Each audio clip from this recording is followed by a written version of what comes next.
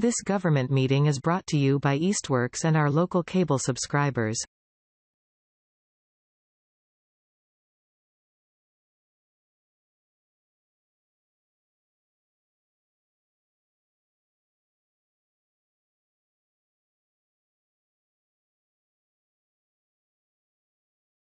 So let's have a motion to approve the June 11th minutes, please.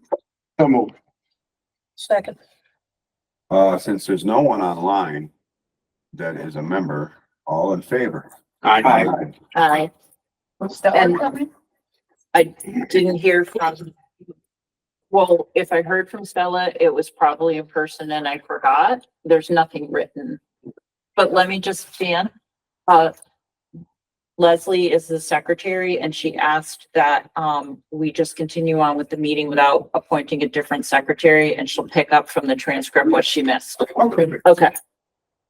Public speak, Louise, do you have something? Cause you're the only public here. Wrong glasses. No, We didn't hear you. Do we have the speakers? no, I don't. We're checking speakers. We don't know why they're not working. It's my, No, everything's on. Why does it say echo canceling?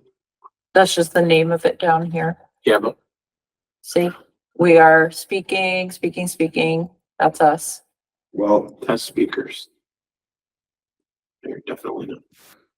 go into those three dots. Is that, But see, this one is working because look, that's it's the microphone. That's the microphone. You want to go to, oh, her go to speaking. settings. Oops, sorry. I'm going back. I see it. Okay, speaker. Test.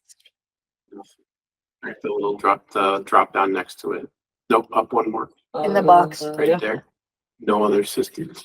No. Unclick it for a second. See what happens. Should I test Not it? tests. No, it's Didn't just, do it. Yeah.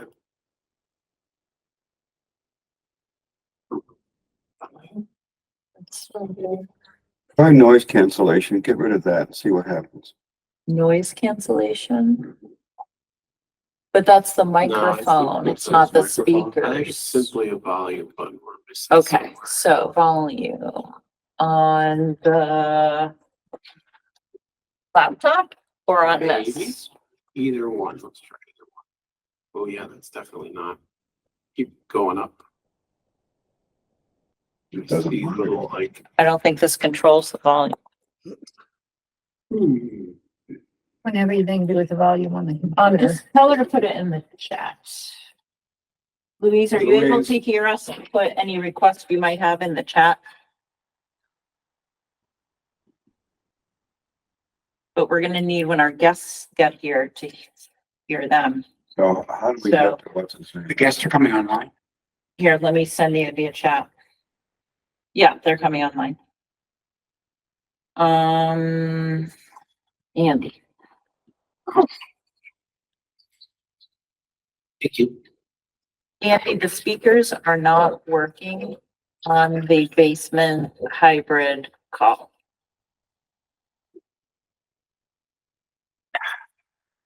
We tried using the volume control on the remote and there's a diagonal line through the display.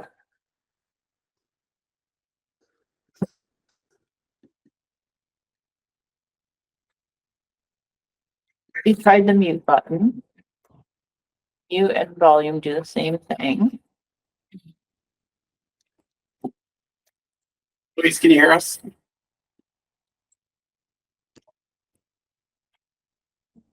It's always something. Well, that one's there's your volume. Volume's way up. It's There we go. So it's, yeah, but we still can't do that test again. You want to try it? Yeah. Yeah. Cause there's a volume button got it. here. But it's, look, it's at, the laptop's at 100. Yeah, I think whatever I hit on the keyboard. All right, so Cool. Louise, you should be able to So what speak did now. you Try hit it. for next time? This one, Can you the hear us, volume Louise? down. I think that one was checked off. Now she's not. No, she's not Well, responding she to might us. just not be responding, but That's we know okay. it's working That's now. okay. Yeah, it's fine. Okay, moving on. Jump in later if she had Okay, old business, building survey update. Is that Okay. this? Yep. We So, have nothing new. so We did our survey for the last meeting. no, building survey is, I'm sorry. The building survey update is the survey we're going to do of senior center stakeholders about a new. Oh, the building. survey, excuse me. So the update for that is that the committee has not met since the last time we reported out. What we did was we continued to, we tested the draft of the survey and we're getting quotes now that we have a budget through the supplemental appropriation of $9,800. Now that we have a budget that can include distributing the survey, analyzing the survey, making sure the survey is being done correctly, and facilitating conversations outside of just doing a survey, like how we had talked about small groups, whether it's volunteers, board members, participants, having conversations, not just doing a survey. So we're getting quotes from trusted sources on helping us with that. And I hope that by the August meeting, we would have all of the quotes and then we could have a conversation about whatever the committee wants to have a conversation about in that regard.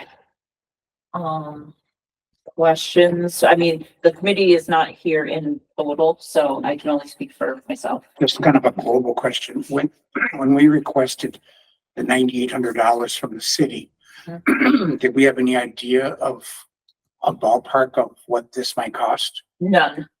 The only thing that we knew was that to send the survey out by mail could suck up most of the money allotted.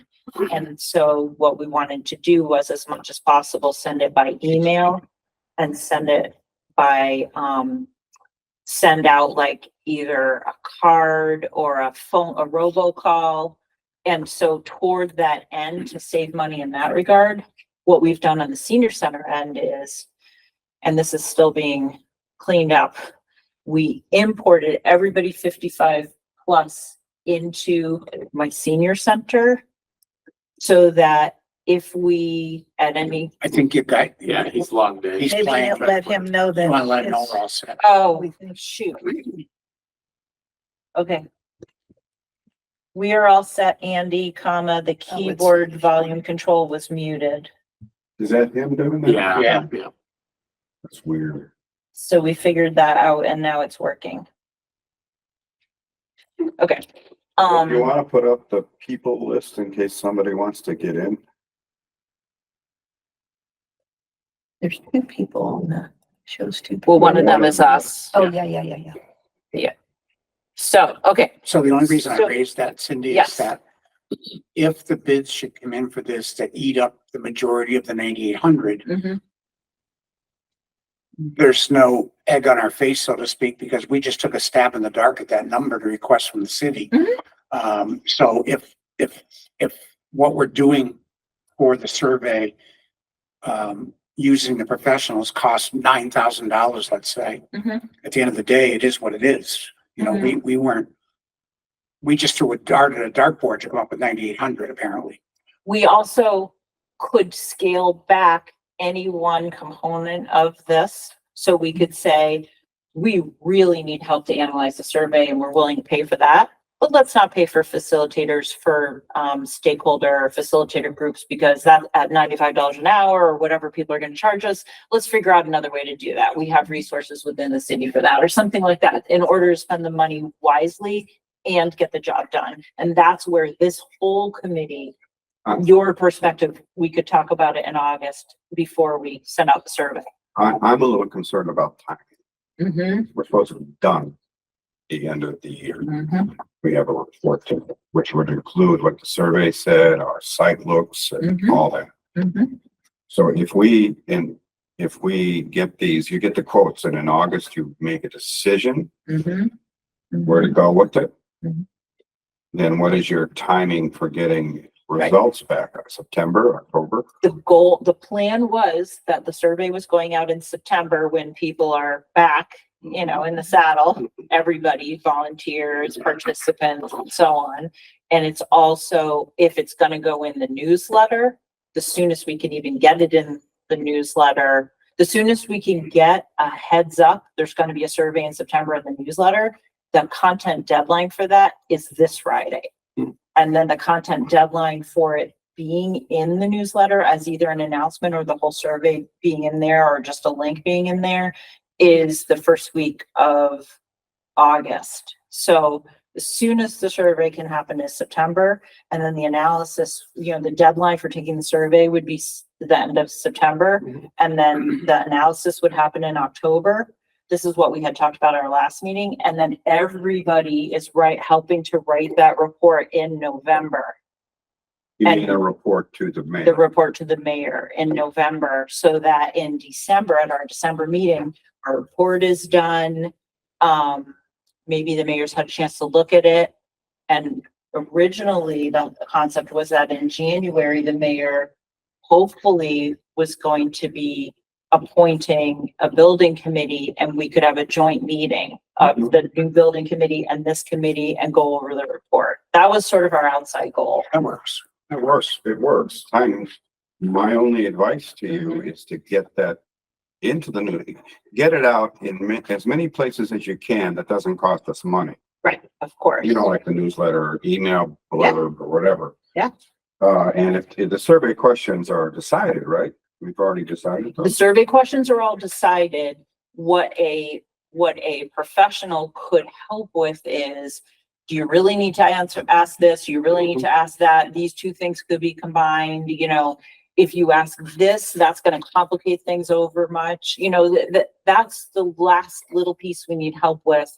And, so, My only comment about cutting some corners is there's really only one chance to get this right. And in my experience, when we have these public meetings with stakeholders, what makes the facilitator worth their weight in gold is they keep it on track. But because without a professional, it starts going all over the place, and that person who's trying to facilitate it has trouble keeping it on track or knowing what to do to keep it on track for the goal intended. So if we were going to be short of money, I personally, I'm only one voice here, I personally would be more inclined to go ask for more money than I would be to cut corners. Because we would want to be able to say to the full-fledged building committee, here it is in one neat basket with a bow on it. We did it all. Professional facilitator, this. So if we were $3,000 short, whether the mayor's open to it or not, I'd go ask for another $3,000. Well, let me ask you another practical question, if I might. The survey wants to go out in September. When is the facilitator gonna meet with people? Did we plan that? the idea would be that those would happen in September too. That every fact finding would be done by the end of September, so that we have a whole month to analyze what we have found, and another month or a couple weeks anyway to like write it up as a report. That's So if it's $100 an hour, it's a 3-hour meeting, it's $300 times maybe 2. That's not a lot of money.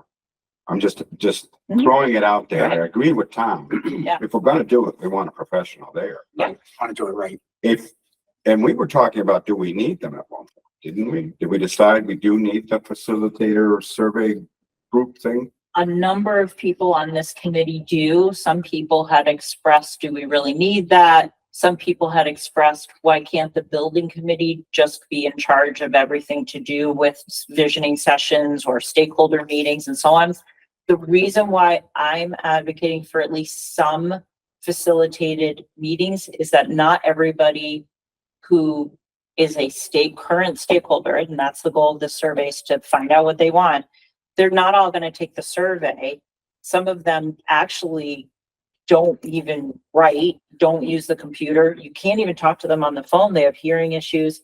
And this gives everybody an opportunity to participate Sounds in like a whatever good reason way. to do it. I'm absolutely there for that. Yeah. So I agree with Tom. Let me ask this question. we're meeting in August. By then, do you expect to have the 3 quotes in place or? Yes, I have a meetings already Maybe set up for the just- second one. Maybe negotiate with the people. Yeah. But what else are we paying for besides the professional and the facilitator? We were going to consider of those that we can't reach digitally or by phone, do we want to send out a postcard with the survey link and a phone number to call and how you take it? That was The one facility thing. facilitator meeting. That was one idea, and postcards are not as cheap as they used to be, by the way. They're like as much as a Somebody letter got used to right. be. Well, we print have a way of doing postcards that would be easy. You just literally make a label on the computer and stick those labels on the postcards. That's not the big deal. And then, what was that notification? I don't see anything. I don't know. So anyway, and I don't want to dominate the meeting here. The other things would be like, say, we just did a survey for that outreach grant where we had the picnic and the other activities, the housing forum. And there were people who needed it printed out, so does that, if so many people need it printed out so they can write it down, do I have to buy another box of paper? Probably not that much paper, you know what I mean? So I think You it need was, more money than just the 9,800 for the professional. I don't think we do necessarily. I think that we put in printing and mailing and so on in case there's a part of this that needs to get mailed out. But we've grown our email list by leaps and bounds. And we also now know how to use the database system to send email right from that. So even if you're not signed up for like the email service, we can email you if you have an email in the system, and we can call you. So we can call people with an automated message, but they're not necessarily going to respond to it. So I just, It almost sounds like if the professional costs $9,000, the remaining $800 would cover everything else you need to do. And those quotes include the facilitator. You're asking them to provide a facilitator, the 2 people you're. yeah, now that I have this quote actually, but let's just look at what it includes. Review survey for possible outcomes related to a new senior center and provide comments. So does the survey need to be fixed up? And then plan the focus group meetings. They're talking about converting the survey from Google Forms to SurveyMonkey and then managing the survey on SurveyMonkey. We don't know if we need to do that. The experts can tell us if Google Forms is going to work. That's where it is right now. That would be assuming we were ready to hire them in July. Well, let's just call it month 1. That's month 1. Month 2 is review the data that's collected and figure out how the report would look, and figure out what the questions are for the focus groups and invite the focus groups. And then month 3 would be analyze the survey results. This is just what they figured out. Provide us with charts and a summary report and hold focus group discussions. I think they're thinking about that the focus group would look at the survey results. That's not what I'm talking about. And drafting a report of the focus group discussion.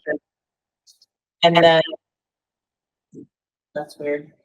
And then, let's see here. And then drafting a report of the survey analysis, the focus group findings, final edits. I mean, in a way, given all this, we could probably feed into this all the work you did on site selection and visiting other centers. And literally, I mean, for this price, I would negotiate them writing up a whole report. Right. But, That would be good. the UMass. We're paying a lot of money. Right, the UMass department that we're contacting is, they're already working with all the councils on aging across the state under, I think, a state contract to do other kinds of work. And they might not even be able to take this on. So in a way, it might be, maybe they can only take on a little piece and maybe it'll be, you know, we could just see. When you said that they might be willing to write the report, you're talking about the report. we The would big finalize. report. So, I don't know. so the benefit of that, with all due Mhm. respect to all of us, Mhm.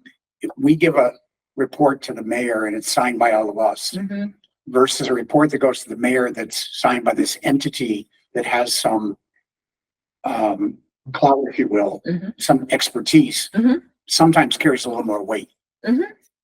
I like the idea of all of us in our subcommittees submitting to you Mhm.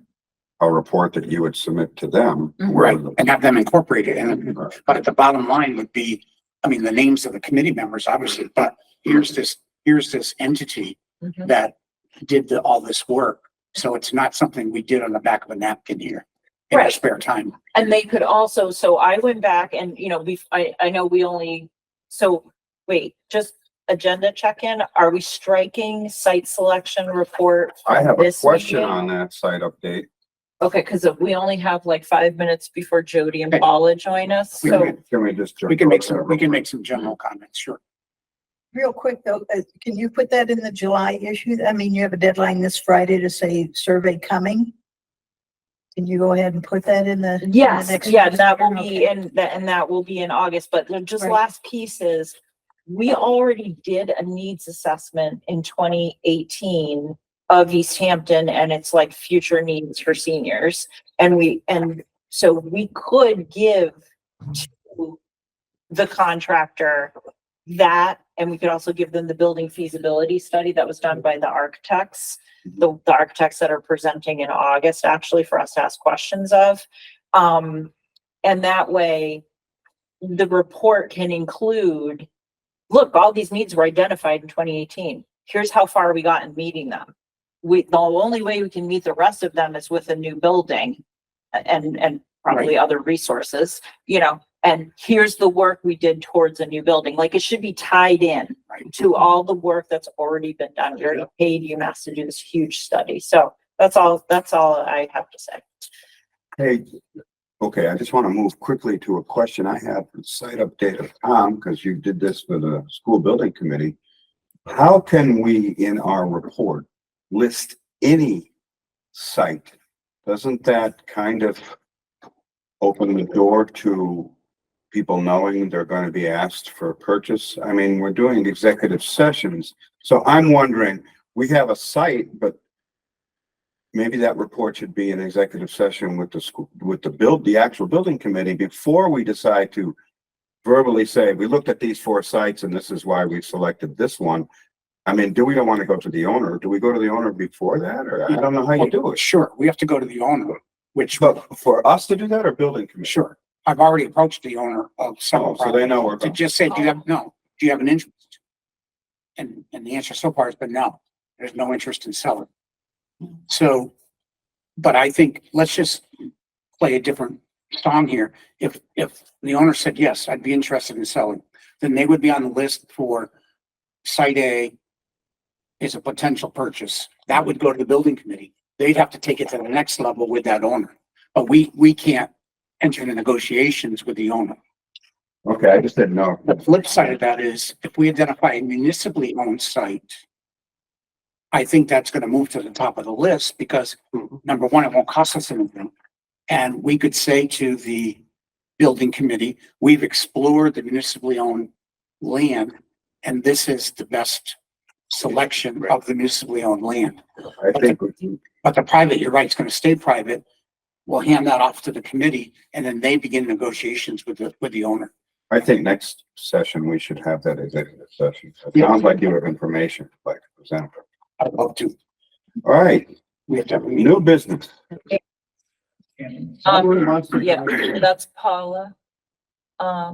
Okay, just to let people know, the chat function is disabled, so Louise emailed that she can hear us and she just had nothing to say for public speaking. Hi, Paula. Hello there. How was everybody? What's on our camera? Just to let you know, we can hear you. your camera is off. You can choose whether or not you want your camera on. And can you see us? I can. Let me see. I got to do this on my phone because I couldn't do it on my computer. Okay. Hold on. Let me see if I can get this camera. What is, oops. That's okay. You take your time. Dan, could I just ask, I know we closed the building survey, old business item, but can we reopen it for just a sec? Oh, sure. Okay. If we have to wait till the second Tuesday in August to agree to contract, that's really gonna slow us down because to launch the survey September 1st, say, or after Labor Day, there's gonna be some pre-planning and meeting with that contractor, right? And so I'm just curious, what does a group want to do? Do you want the survey committee, which is now like half the group or something, to figure this out themselves and make the best decision they can with the director? Or I do you would want the feel whole that would group? be best because we should not delay this. Okay, Right, we have a deadline at the end of the Okay. year, so. Right. okay. I think you should, do we need a vote on that? I don't think so. Just, Mhm. you guys decide what's the best route to go and Okay, maybe in August you report back. Right. okay. And we'll refer to this meeting for your Yep. wisdom about, what to do. Okay. Yep. Hi, Paula. All right, Hi. so Jody Zepke from Ludlow is gonna hop on too, but we can just start talking with Paula. I'm gonna let you run this part. Yeah, so Paula, so Cindy Terrell, COA Director, Dan Rist is co-chair of this ad hoc building committee. And then we have Sandy Eddy, Kathy Schweitzer, Tom Brown, and Couldn't think of my name. Patrick Ruff. So a mix of users of the senior center and longtime board members. And this, just to let you know, so this committee, like I said to you on the phone probably, is like the lead up to an appointed building committee. Okay. We're trying to help them hit the ground running. And because the mayor in her wisdom saw that, you guys could be doing some research and spending more time on it than the board could be spending on it. So that's what we're doing. We're running around looking at centers. We're looking at possible sites. We're surveying what the key stakeholders' needs are. And so this was going to be kind of like an ask you anything, especially like, whoa, what do you wish you had known that you could advise? And it could be about anything. And there's Leslie Button. Hi, Leslie. Paula is just starting. Leslie's our secretary.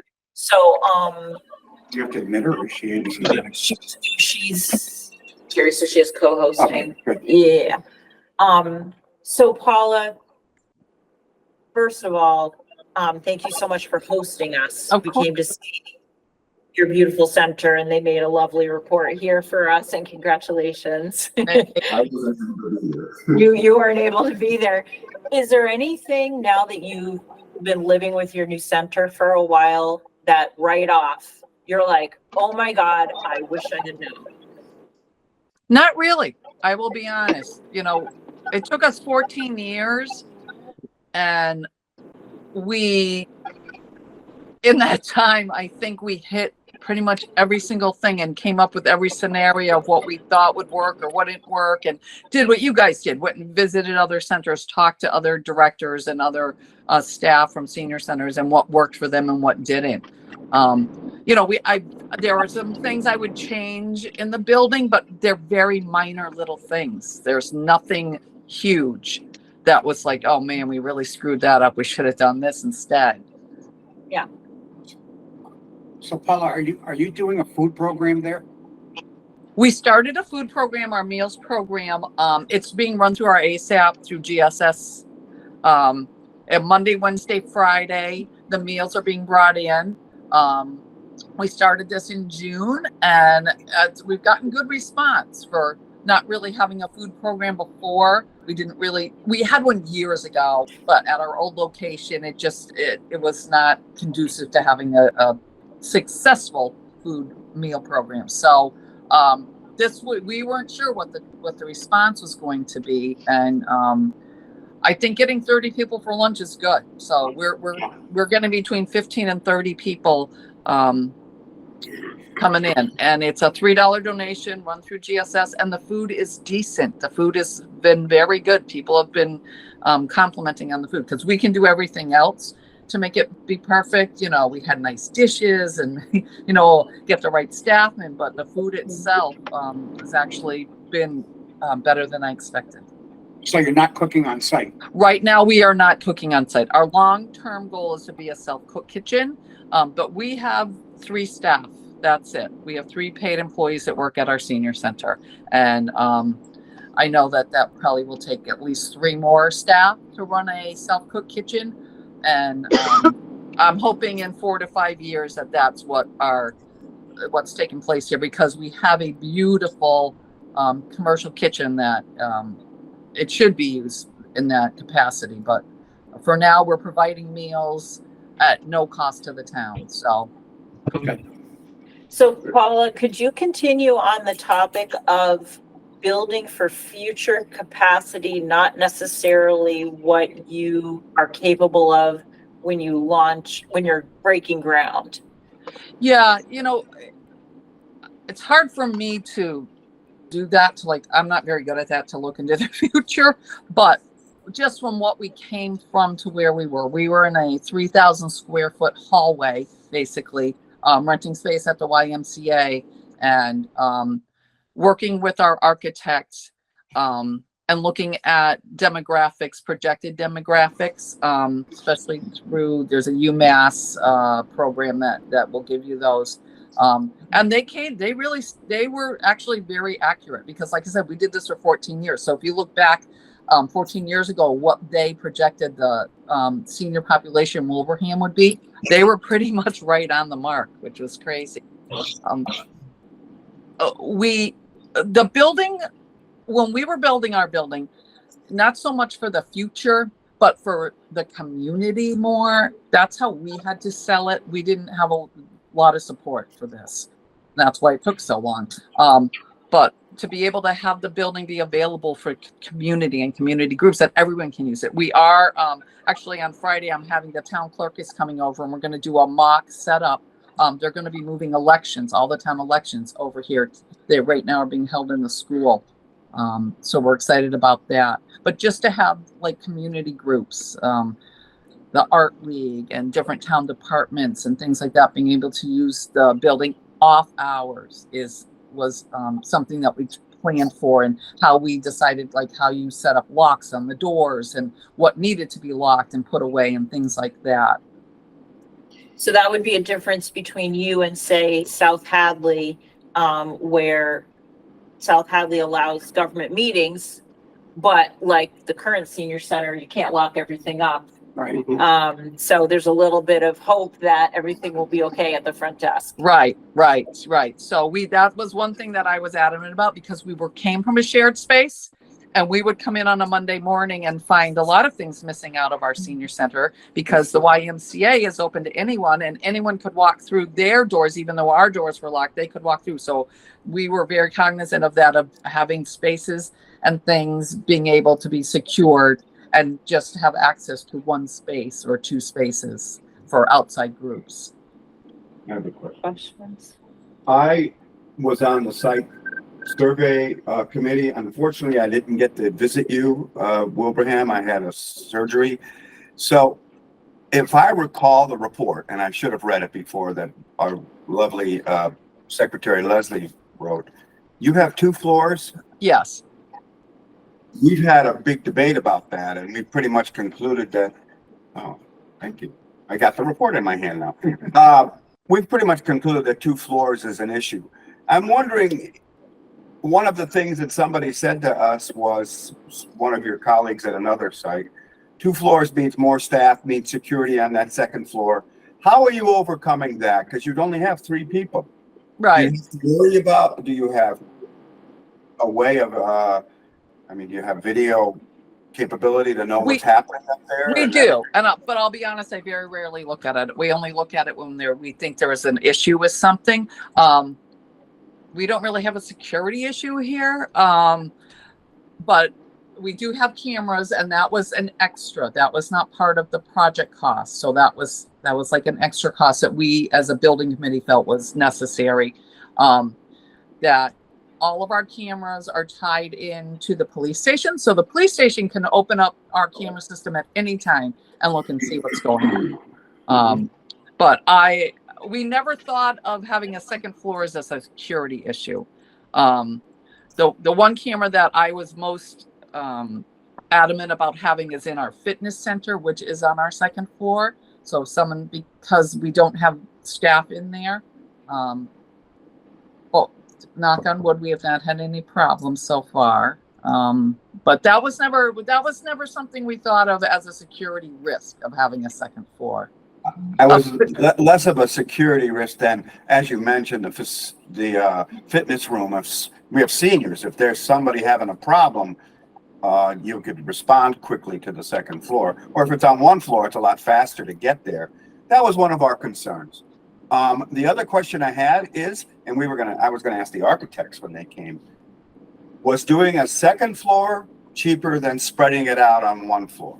Is that why you chose the second floor? Yeah. Well, so we started talking with John Catlin, who is the architect we ended up using 15 years ago, before we even started with the town actually of getting a new senior center. We talked to him because at the time, and he kind of still is, kind of the guru of building senior centers in our area.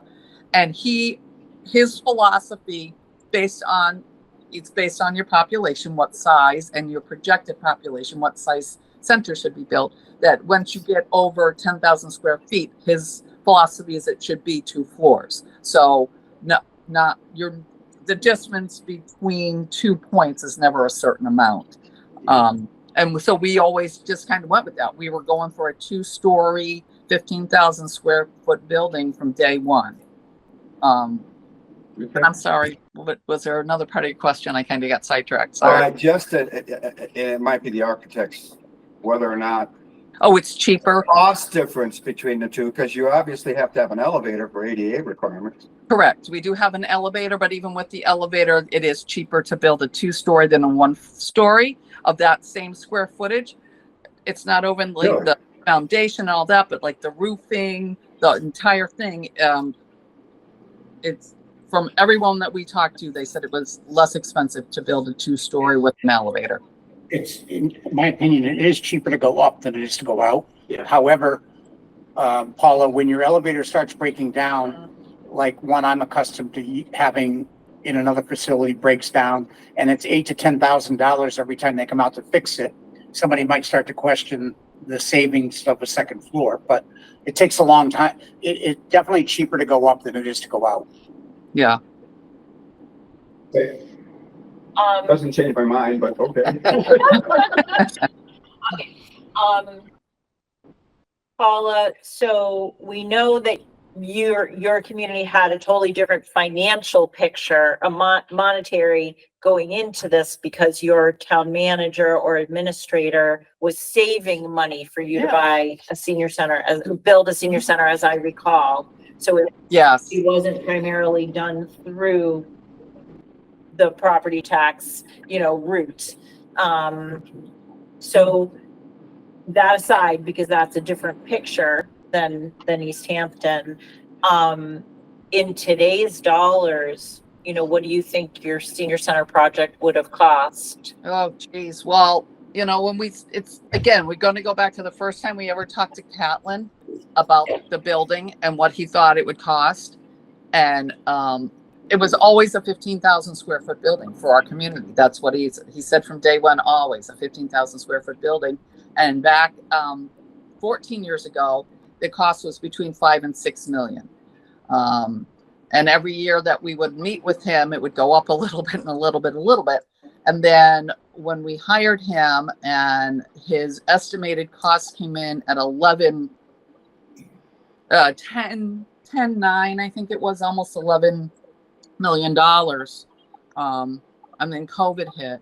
And then when we got all the proposals in, they were 22% over the estimates.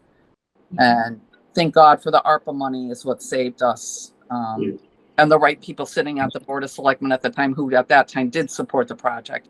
To be honest, I don't know how much more the costs have gone up since we built. We've only been open since March. When was it built, Paula? When was the? We opened in March.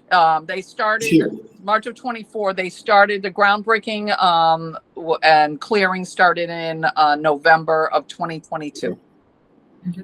So, from what you're saying, really, if your community delays significantly, you can more than double the cost of, Yep. Easily. And then another thing that I'm getting from this, or I don't remember, so many communities experienced that they had to shrink their spaces by the time all was said and done because of the gap between when the money was improved and then the current cost. Did you experience shrinkage like an office spot size or anything? No, we stuck to our guns on that. This was the appropriate size building for our community, and because we had those discussions, none of us wanted to go back to town meeting or go to the ballot boxes and ask for more money. It was painful the first time, and we knew we had one shot on it, and that was another reason it took us so long. None of us wanted to go back, but we were all determined that we have spent so much time figuring this out, that this is the appropriate size space for this community, and to build something less, it would be too small already. And I will attest to that. Tuesday mornings are our busiest times. We have 100 parking spots, and there's not an empty spot in the parking lot on Tuesday. Every room is being used for something, and I can't imagine us shrinking anything. And we don't have extra large offices space. That was never our goal. Our goal was to have the appropriate spaces for the activities and the programs. Yeah. So we just did some quick math, so bear with us, but it sounds like your project might have come in like right around 14 million. Yeah, it was 13 something. Yeah. So what is, Paula, what's the population size of Wilbraham? It's about 15,000, and we have 5,000 seniors. You mean 60 plus? So we're basically the We're same. the same. Yes, 60 and over. Yes. So, Yeah. And I will tell you that when to get the project passed, when the estimates came in, and we had some problems with the first two contractors. They didn't include things. They came in at a cheaper rate and then realized, they made a mistake. And so at a meeting we had with the third contractor, who happened to show up at the meeting to plead his case, which thank God he did, our OPM said, all right, what if we take out all FF&E, all IT, and all the alternates that you have to choose, things that if you didn't have enough money that you could take them out and still build your facility. And we took all of those out to get it to pass. And all of those things we ended up having in our building because our friends group ended up raising almost $1 million. nice. In addition to the money that you got through a tax override to build the building. Correct. Wow, And that's right now amazing. we are sitting on, I think I have $270,000 left in the building fund that once everything is really finalized, we will obviously turn back over to the town. So we did very well with the budget. So if I might, you said you had to sell to the community that it would be a community building, not just for seniors, which is why Correct. elections there. What other things are happening in the building that you said we could have there to sell it to the voters? Sure. So we have we have a lack of meeting spaces for different towns, committees and groups, the recreation department, things like that. We have very little meeting space, and we have plenty of room in this building for people to use it like that. We have the Wilbraham Art League is using it, the Junior Women's Club. We have the Republican and Democratic parties who are both have requests in to use space at night for their meetings. So it's groups like that we are opening up to. It's not a bad idea. So just to clarify for people who don't know, so Paula said FF&E, so furniture, furnishings, equipment, IT, so the technology pieces. so there are certain things that the Friends Group raised money for. And we've heard at other senior centers that the Friends Group has raised money like for fine finishings or the artwork or I don't know, just all kinds of things. Right. Yep, they did that too. After we got in here, I asked our Friends Group, I said, do I have an art budget? And they said, yeah, give us a list of things. As long as it's not a Van Gogh, you know, we can afford it, we'll get it. So the building is beautifully furnished. They have not said no to anything I've asked for it, I'll be honest. And they raised enough money now that they are also helping to sponsor programming. We offer a chair yoga class that they are paying the instructor for. So, Yeah. okay. And were there any earmarks that were part of your budget for your building? We did get, we got a 50,000. The first one we got was 50,000 that we used towards our generator, which was 170,000 total.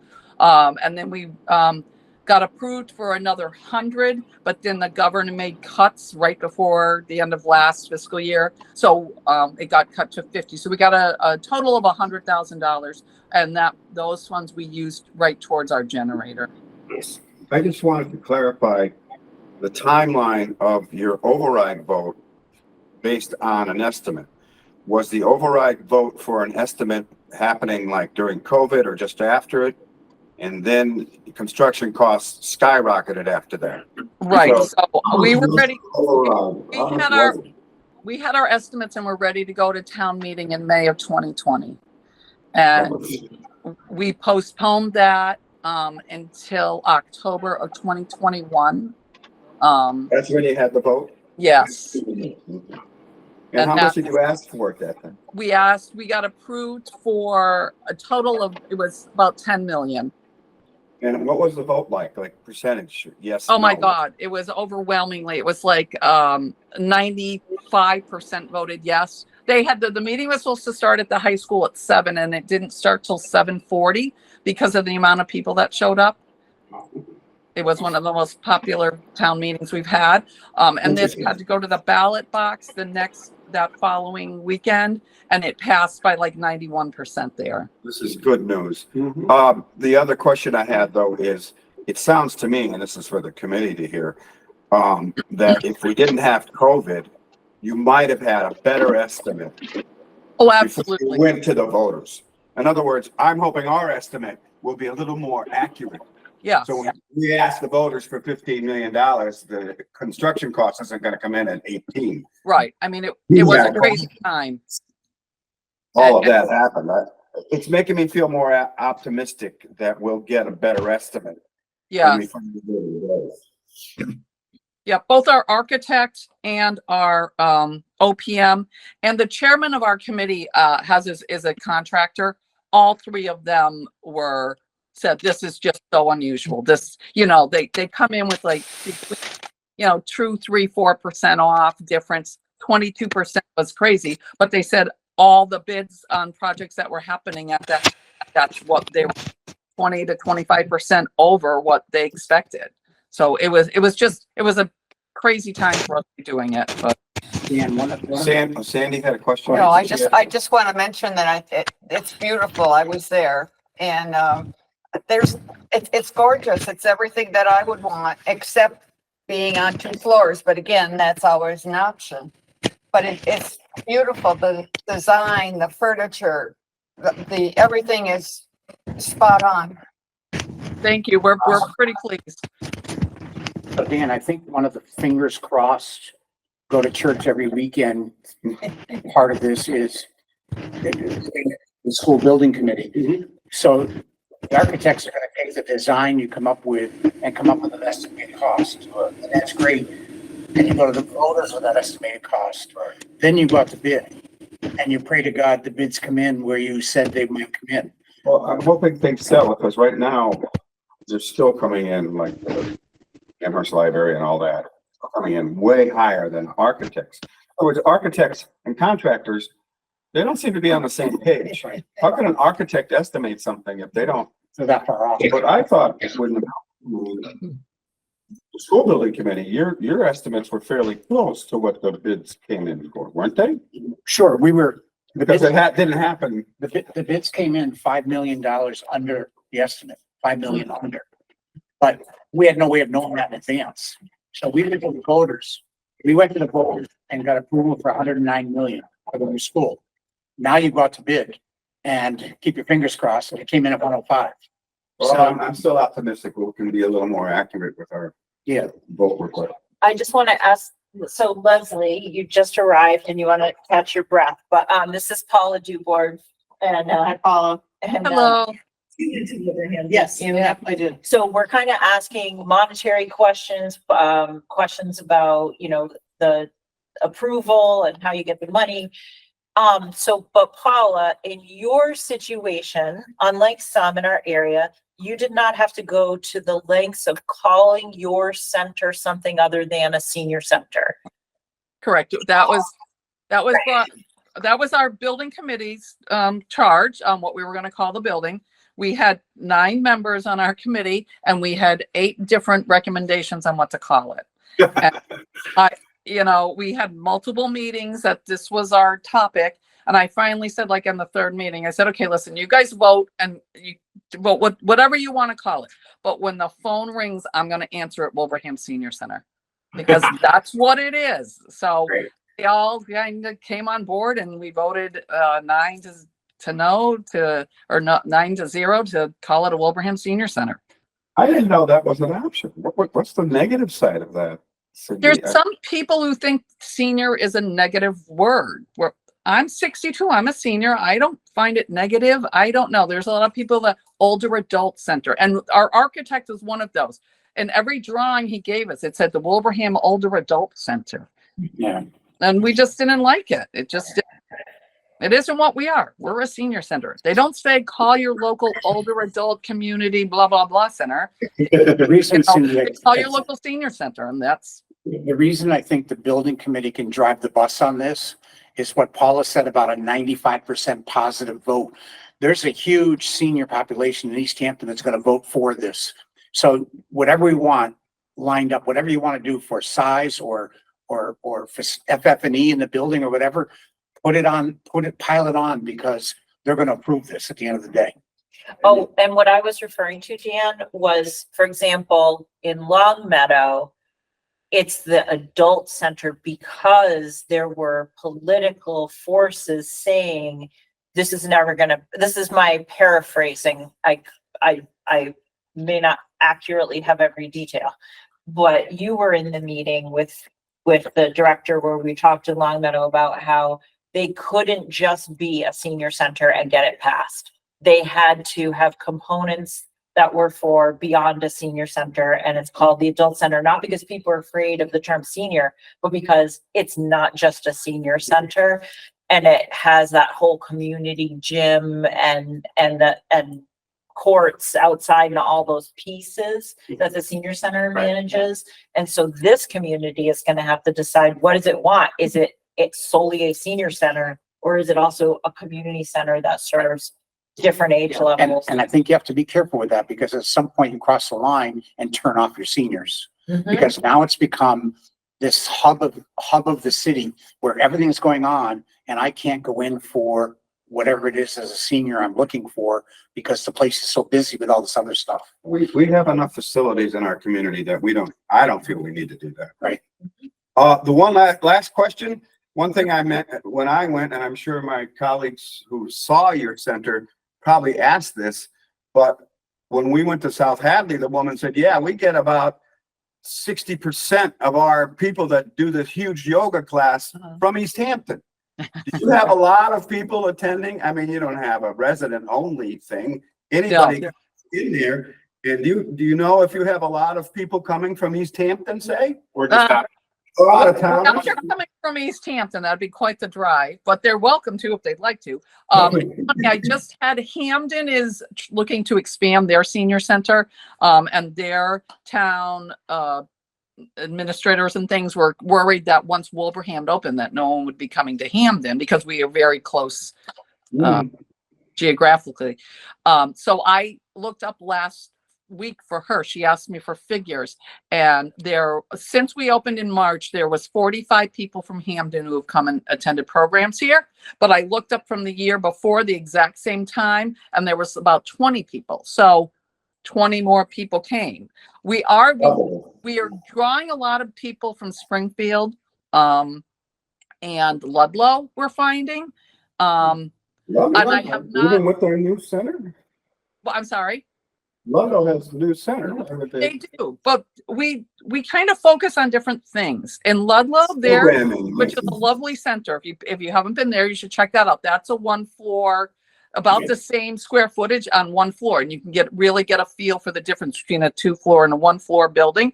But their main focus, or one of their biggest draws there, is their lunch program. They get hundreds of people every day for lunch. They have a big giant room like we do, but it is set up as a lunchroom all the time. Our draw seems to be more fitness programs. That seems to be the, so our large room, we do also use as a dining room. But for the majority of the time, it is open without anything, no tables and chairs in it for our different fitness programs. Paula, do you know, with your 15,000 square foot building and 100 parking spaces, do you know what the what the size of the lot was that you're on? I remember we were looking, it had to be at least like 3.5 acres. We're at 4. We're at 4, so. Yeah. I was going to say it was like 3.5 to 5 acres is what we were looking for. And the property that we are on was town owned property, but it was part of the lease to the Wilbraham Country Club. It was not part of their course. It was where what they used for refuge, tree clippings and things like that. So, we had to rework with the country club. The town had to work with them and the lawyers to redo the lease, and get this part of the property separated out of their lease. Oh, so Paula, so you don't have an exercise room that's separate from your dining room? No, we have a fitness center upstairs that's like a gym, but we don't hold fitness classes in there. All our fitness classes is held in the large room, which also can serve as our lunchroom. South Hadley had the same Yeah, thing. same thing. Well, South Hadley has an exercise room. But they also, the big room, which was Oh, sorry, their kitchen, Hadley. South Hadley. Right. We Okay. saw a huge group in there when we visited. Right. The same thing. How did you make that decision? Because as we've looked at centers, our program manager was like, wow, top of her list is a space that's always available for arts and crafts and, maybe like group support or whatever, and always available for fitness and wellness activities so that you can have totally different things going on in the dining room and all at the same time. How did you come to that? Well, our large room, our multi-purpose room, we have a divider in, and we can pull the divider over, and in the smaller portion still have seating for 56 for lunch and have enough space on the other side. We are getting right now for our exercise program on Tuesday mornings, 80 people that take up the whole thing. So this is about a third of the room is taken away. We put the divider up. But that large room for that class, the divider is down. For other programs, we have the divider up, lunch is going on one side, and you can still have line dancing or Tai Chi that maybe has 30, 40 people in it on the other side. Wow. How's the soundproofing? It's good. I was concerned about that. It's a motorized, the one that's downstairs, the partition is a motorized partition. And if you flip these doors back in once it's in place, and that will help soundproof it. It's pretty good. Wow. Thank Yeah, I you know so that much. you wanted that lesson. Yeah. One of our questions was sound. Yeah. Exactly. Right. It was. Right. Because that's key. Yeah.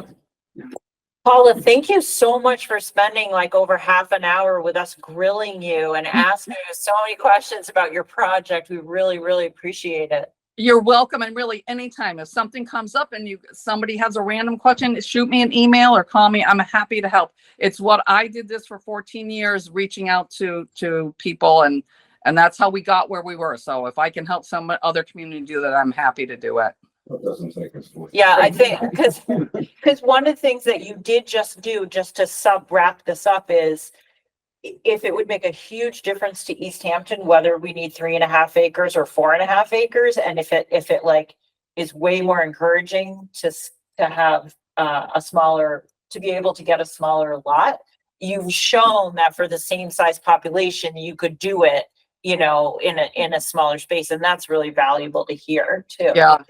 Well, it was 3 acres versus, I mean, I thought Ludlow, when we visited Ludlow, it was all one floor. I thought they told us they were on 4 acres. 4.5. Yeah. So that 1 acre could make a difference, I guess. Yeah.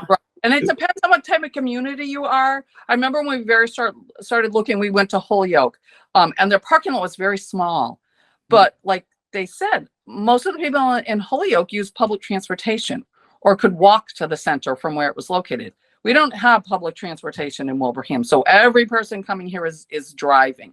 If there was one thing I could change, I would probably do a little bit bigger parking lot, because there are times we've had our big lunches. We can fit 160 people in our big sit-down meal, but we don't have parking for 160 people.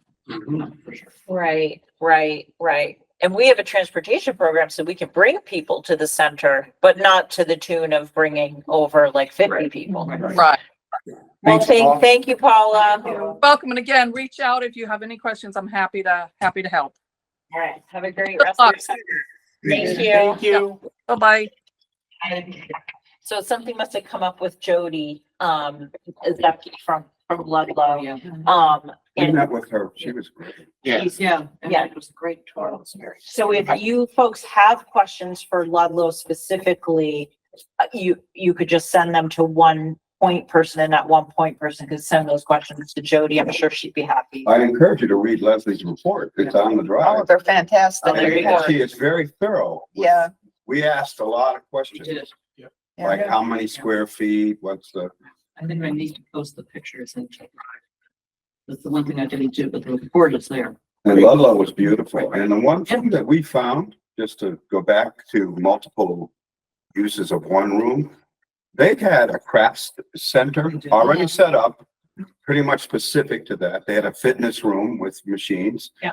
And they had multiple rooms, in other Yeah. words. One big room, which I think we need, but, you know, that's for those huge group yoga classes or whatever. But having the other places available, not sure we need a pool. Well, yeah. Talk to somebody about That's it. a voting block, by the way. Oh, okay, we'll have a pool. It does need to be separate from the people. It does need to be Well, it's separate. kind of hard to move the pool table But- into the storage. But we had a chance, a small group of us, Dan, had a chance to visit a year ago or so. And Ludlow came out at the top of my list. Ludlow and Layout, South Hadley are just. Location.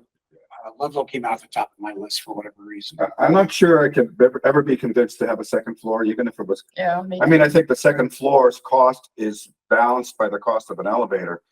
But staffing, getting up there, if there's a problem, the staff has to get up there. And secondly, to me, it's not necessary.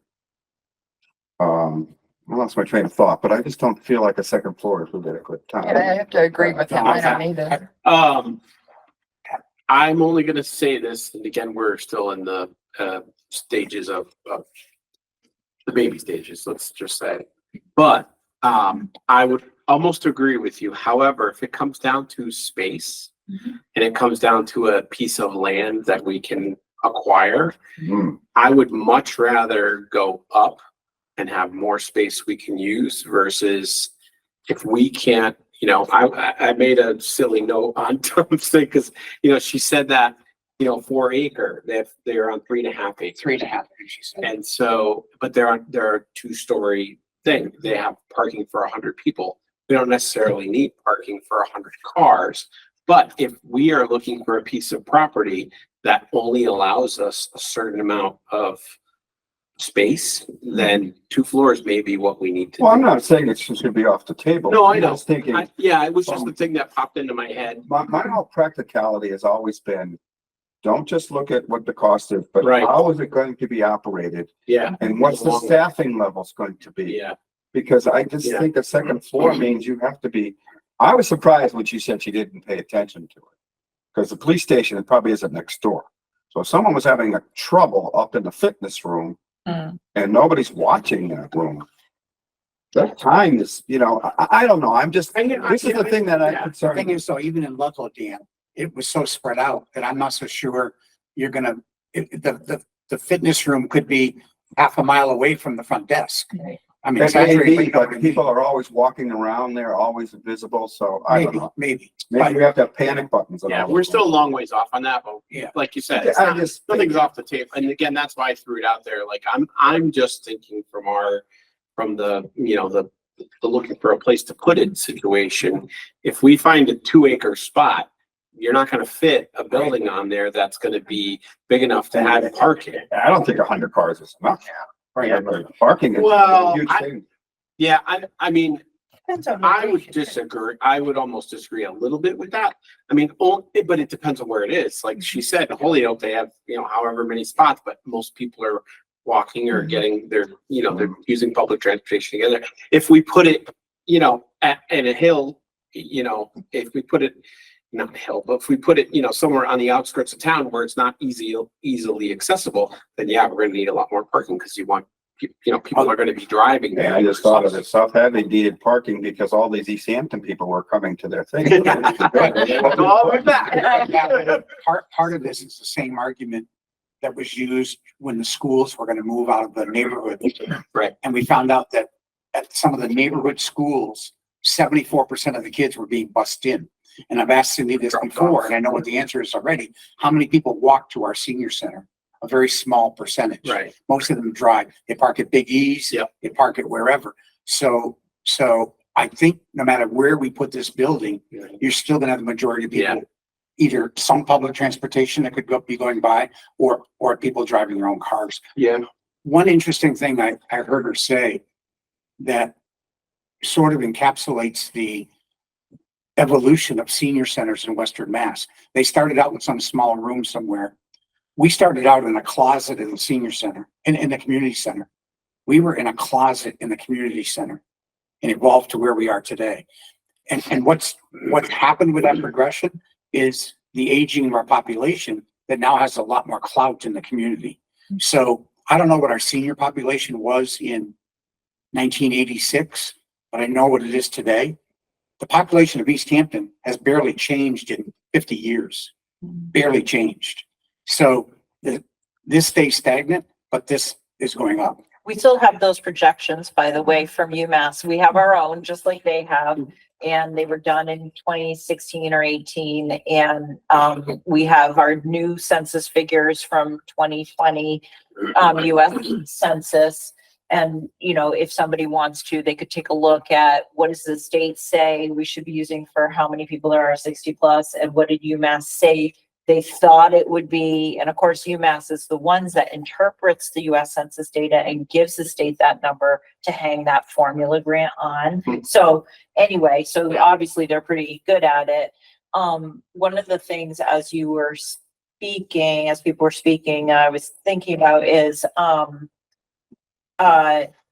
if you build the center to a certain capacity and then you're way under that number for vehicles parking, you got to have a rationale for it. And so we won't be stabbing in the dark. We would be saying, okay, we think it's this many parking spots because, say, the planning commission has told us that you can expect that this many people will use public transportation, this many people you might transport there, this many people are going to come together or carpool. Like there has to be a rationale. You can't just like blindly throw, oh, we just need this many parking spots, Right. or we're going to run into frustrations. Another thing I was thinking about is right now we have to turn people away from certain programming where we want people from other towns to do it, but Easthampton residents have priority and get to register the first, like, say, I think it's down to like 7 days now, don't quote me on this, that they have as to register first. And there are certain like super fans of the senior center who come a lot and do a lot of things, and they don't ever get to come and do these things that are more competitive to get into. And wouldn't it be nice? Part of it is parking, part of it is the size of the room and the space that we have. A little of it might be money if it would just cost more to offer that program. But the thing that we might not ever be able to change, say, would be field trips. Those really have nothing to do with how big is your building. They have to do with, do we think it's economically feasible to send how many staff people and how many vehicles out on a field trip? Right.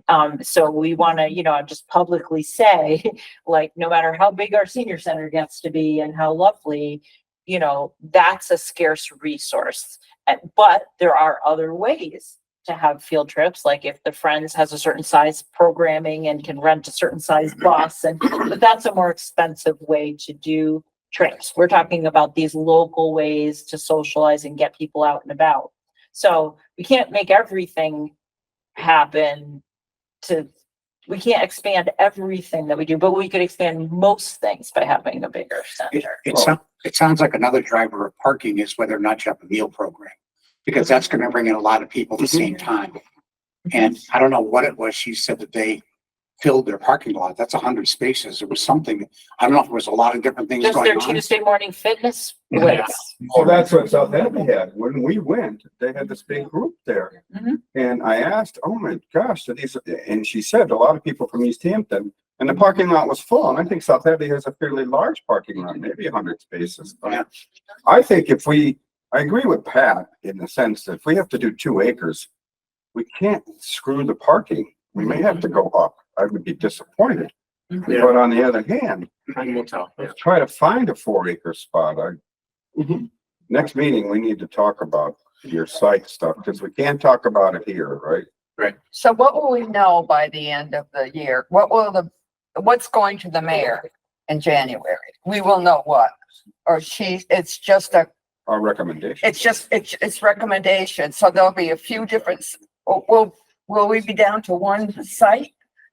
No, No, No, we don't nothing have- like that. no, this, I don't so, need to hear that. so this committee does not have the remit or the charge to Okay. pick a site. This committee has the charge to think about what would make for a good site. Okay. And we're welcome to voice suggestions about specific sites, Oh. but it's a building committee that is going to have a process that narrows it down They to a negotiate with site. the owners, et cetera. Yeah. Oh, okay. Negotiate with the owners, or even if it's a municipal site, the building committee could say, that's nice, thanks for doing that work, but we're going in this direction. And they could easily do that. But I will share with you this much about site selection that I don't think has to be an executive session.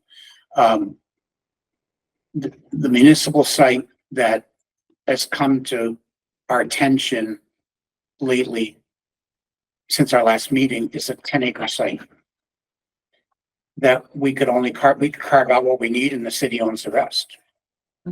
That just save the city $1 million or $2 million if we could do that. It saves us. Wow. We could put money into the building instead of having to buy the land. So at the next meeting, we can talk about location and pros and Oh, cons and all that's that stuff. great. I didn't know. That's great. So can't talk Dan, about do we have Daily anything fields. else that we need to do? Because everybody's been here since 11:30. Are you at all worried about closing the meeting before? Oh, Jody, let me Did just, Jody call or? Joe, I've been checking my email. So, and she, Mary Beth Bergeron too? no, I had reached out and not heard back. I don't think there's any danger in closing the meeting. Yeah, so I'm just gonna, Matter of fact, I gotta leave in a few minutes. yeah, I'm gonna tell Jody right now that we'll see her another time. Okay. Well, I think having the architect at the next meeting is so valuable to me. Next week. Oh, let's talk about the difference in time. Oh, yeah, remember everybody, she's got at the bottom of the agenda, the next meeting is at 12:30. Yep. Maybe we should be able to be upstairs, but we'll work on that. Well, right, 12:30 to 1:45, because the architects can't come until 1, so we'll do the same thing, like our own business from 12:30 to 1, and then the architects from 1 to 1:45. So you determine where you want executive session, before or after. So that should be before. I think it should be yeah, that's well, you're gonna give us a survey update. We should have that still We'll have the because 2 things that's by August. then. You have a few things to decide there. And then the executive session, so 15 minutes for each. we may have already decided which vendor to go with based on what we said earlier in this meeting, but we could give an update. Or Gonna be the, updating. or the update could be simply a handout that goes to the, group, right? It doesn't actually have to be, take up actual meeting time, or is it that anytime you have a handout, you need to discuss it? I don't know. Let's see what happens. All We right. can do the executive session first Mm-hmm. to make sure we get it done, and if there's Right. time, we talk about your survey. I think we should give us a report. Maybe it's Yeah. just your report. Yeah. Okay. All right. All right, well, I have a motion on, we don't have anybody online, so. Motion to adjourn. To adjourn, Motion to adjourn. second. Second. All in favor? Bye.